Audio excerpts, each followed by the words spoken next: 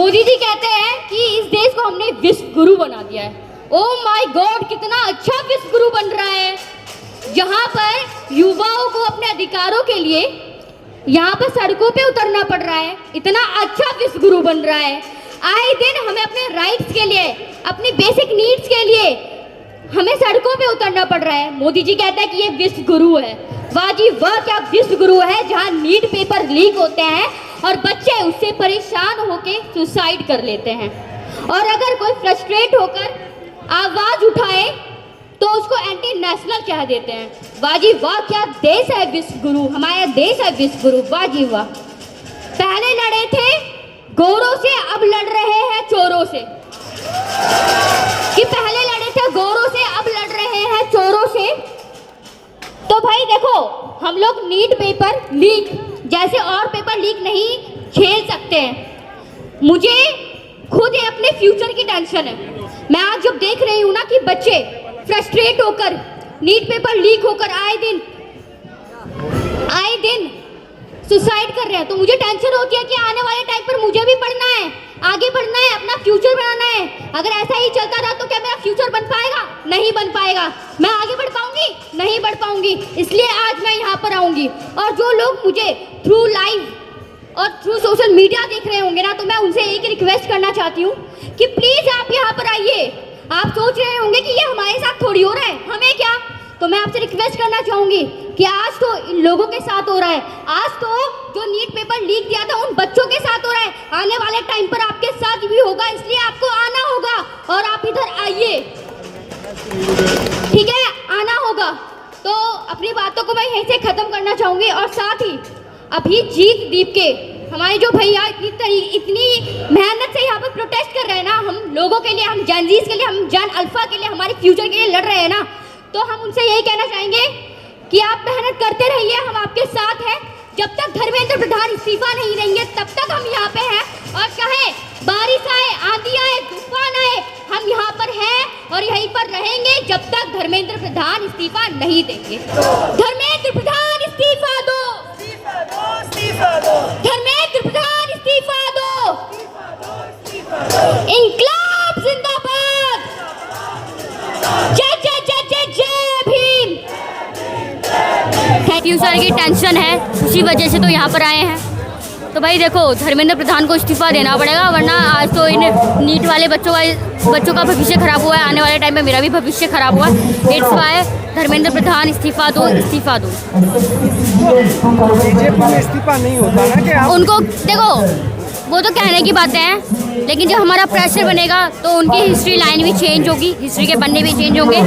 तो आज तक किसी बीजेपी के नेता ने रिज़ाइन तो नहीं किया, लेकिन अब देना पड़ेगा और ये इतिहास के पन्नों में लिखा जाएगा। आप अपने भविष्य को लेकर क्या चिंता जाहिर? भाई जब आगे आने वाले टाइम पे जब मेरा फ्यूचर ही नहीं बनेगा, कमा ही नहीं पाऊँगी, खा ही नहीं पाऊँगी, तो भाई अपनी फैमिली को कैसे चलाऊंगी मैं कैसे आगे चलकर ग्रो कर पाऊंगी? नहीं कर पाऊंगी ना। इसलिए भविष्य की चिंता है, इसलिए फ्यूचर की चिंता है। आगे चलकर मुझे कुछ करना है, मुझे आगे बढ़ना है, अपना नाम कमाना है, अपना नाम बनाना है।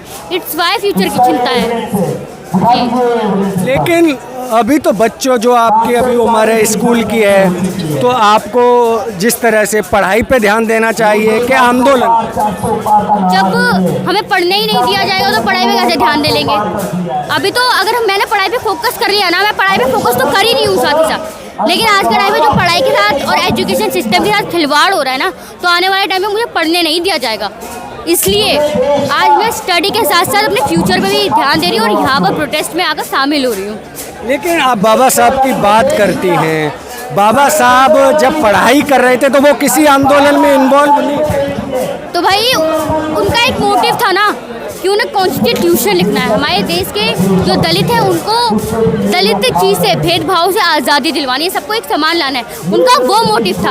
आज के टाइम में तो हमारा तो मोटिव यही है ना कि ये जो एजुकेशन सिस्टम को जिसने बिगाड़ रखा है, लोगों को ऊपर नीचे जिसने कर रखा है, ऊंच नीचे लाइक बांध रखा है, भेदभाव में बांध रखा है, उन लोगों को हटाने का मोटिव है, ऐसी सोच को ख़त्म करने का मोटिव है। इसलिए तो हम स्टडी के साथ साथ उस पर ही फोकस कर रहे हैं। वरना अगर हमने फुल्ली स्टडी पे फोकस कर दिया, इस पर फोकस नहीं किया ना, तो ये लोग अकेले रह जाएंगे और ये कुछ नहीं कर पाएंगे।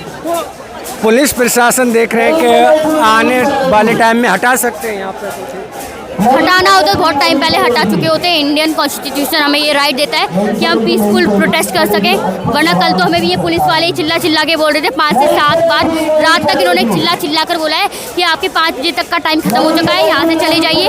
लेकिन हम लोग नहीं गए ना, अभी दूसरा दिन है। अब पुलिस की इतनी हिम्मत नहीं है कि वो हमें आकर रोक सके और हमें यहाँ से भगा सके। आप ज़्यादा ज़्यादा क्या करोगे? हम पे लाठीचार्ज करोगे, पानी बरसाओगे, स्प्रिंकलर चलाओगे, क्या करोगे? ज़्यादा ज़्यादा मार दोगे जान से बस।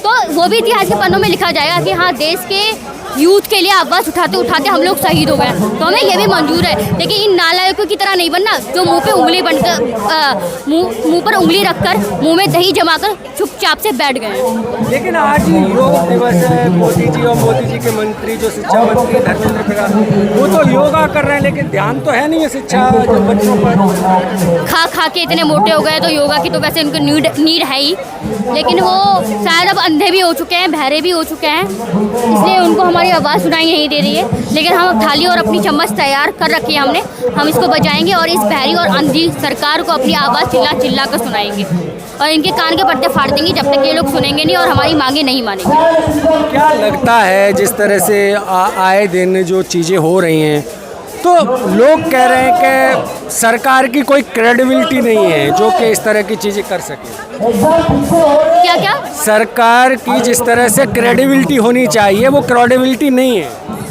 तो करनी पड़ेगी ना। वो बोल तो रहे हैं, हम प्रेशर बना तो रहे हैं, हमसे जो होगा हम वो करेंगे। हमें यहाँ 1 साल रुकना पड़ेगा इनकी क्रेडिबिलिटी बनाने के लिए, तो हम तब तक के लिए तैयार हैं। लेकिन भाई सरकार को हमारी मांगे मांगनी पड़ेंगी, बात खत्म। सरकार मानेगी आपको लगता है? पहले भी बहुत प्रोटेस्ट हुए हैं, उनमें भी उनको मांगे मांगनी पड़ी हैं, वरना इस सरकार से भी वाहियात सरकार ब्रिटिश काल भी आया था और एक हिटलर भी नाम सुना होगा। वैसे मोदी जी एक मिनी हिटलर भी है, सच कहे तो, ठीक है। तो एक हिटलर भी आया था, उसकी भी राजनीति गई थी एक टाइम पर। और ये मिनी हिटलर जो हमारे देश में पैदा हो गया है ना, चाय बेचने वाला, ये भी एक टाइम पे जाएगा और जाना पड़ेगा। तो आप इस तरह की बातें कर रही हैं, आपको डर नहीं लगता है? क्यों डर लगेगा? किससे डर लगेगा? डरना तो इस सरकार को चाहिए जो इतनी दल्लापन कर रही है, इतनी बदतमीजी कर रही है, यूथ के लिए आवाज़ नहीं उठा रही है। कहाँ पर, अगर मैं सच बता रही हूँ, इस यूथ के अंदर इतना फ्रस्ट्रेट है ना, अगर मोदी जी यहाँ पर आ गए ना, मार मार के मुंह सुझा देंगे, इतना फ्रस्ट्रेशन है यहाँ पर यूथ के अंदर। तो नहीं लगता डर हमें, डरना उस सरकार को चाहिए, उस दल्ली सरकार को चाहिए।